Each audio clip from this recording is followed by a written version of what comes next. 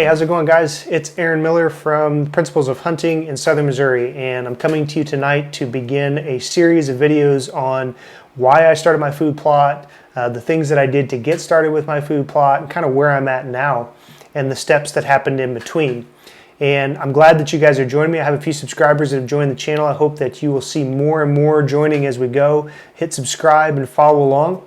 If nothing else, in joining this channel, you're going to get to see a new person to food plotting and trying to deer manage on a small piece of property, and maybe get some good laughs out of the deal. So I'm hoping you guys will join me in that. I also hope that maybe you'll learn something along the way, maybe something that you've tried, or maybe something that you've been wanting to try, or maybe that you'll be able to give me some feedback on things that I'm doing right or wrong and help me improve as well.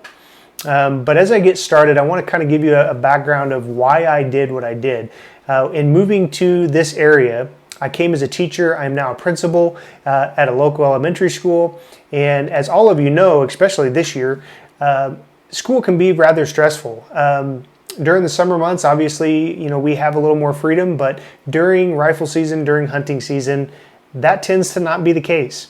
And being a teacher, being a principal now, trying to deal with the stresses of the job and being on call when needed and not always having those opportunities to get out, I posted on my Facebook page that the reason I hunt and the reason that I'm doing what I'm doing is to enjoy nature, to get out and enjoy God's creation as it was intended to be enjoyed, and to find myself a lot of times relieving stress.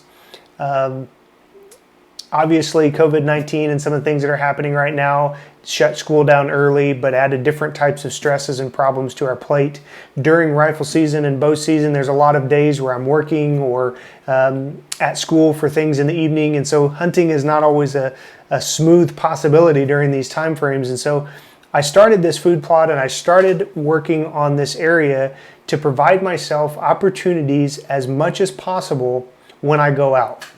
Now, this is only one of the small properties that I hunt. I actually have permission to hunt on another piece of property that is about 90 acres.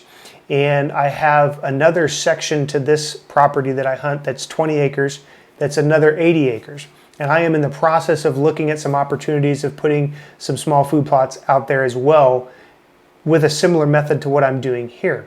So today I just want to start with this. I'm going to give you a quick synopsis of what it is that I'm doing. And so this small plot is surrounded by large property, and so what I was trying to really do with this food plot is create opportunities for me to hunt in a small piece of property that is easily accessed and try to have deer traveling between these two larger properties close enough for me to actually have an opportunity at.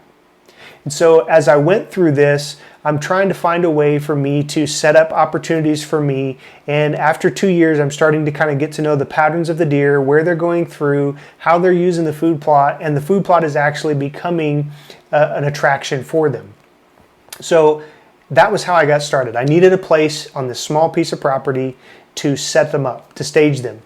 And the thing about this piece of property is it's not super thick. It's been logged off. But it was kind of opened up and cleared for large timber to take over, and there's not a lot of underbrush.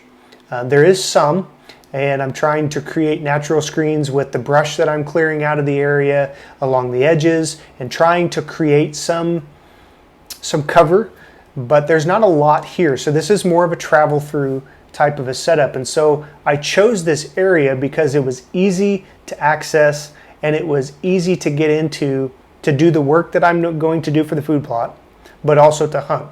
I can literally walk through the pasture and get up into the food plot fairly easily.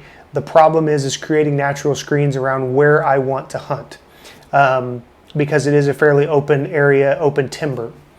So I chose this because after a couple years of logging, the natural travel through the woods actually went from west to east on the property.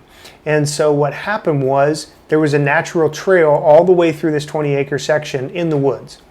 So that was one of the reasons that I chose this area. With that choice came other challenges like poor soil, rocky soil, which we are in the Ozarks. That's kind of a natural problem anyway. And some things that I had to really try to deal with. But the obvious open areas and the obvious travel areas, and you could see some deer sign on these trails. We were able to see some things happening, like some rubs, some scrapes, and some indications such as droppings and things like that in these areas. So I was able to use these natural connections and use these natural pass-through from west to east. And the pasture on the south side of the property was fairly open, and there's cows in and out of there all year long. And so it was kind of an opportunity for me to find a natural way through the property, already having natural sign on those trails, and then trying to do something with it.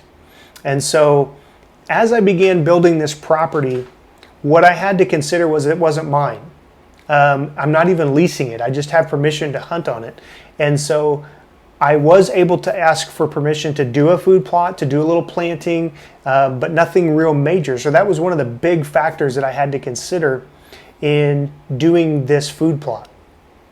The other thing that I had to really consider in doing this food plot was the fact that I didn't have a lot of time, I didn't have a lot of money to devote to this. At the time I started this, I'd actually only been a principal for a couple years, so I was just kind of starting to get into my principalship, and I was really starting to get into what my responsibilities were and starting to get settled in that. So I really didn't have a lot of time. Some weekends, yes, but I also work as a youth pastor.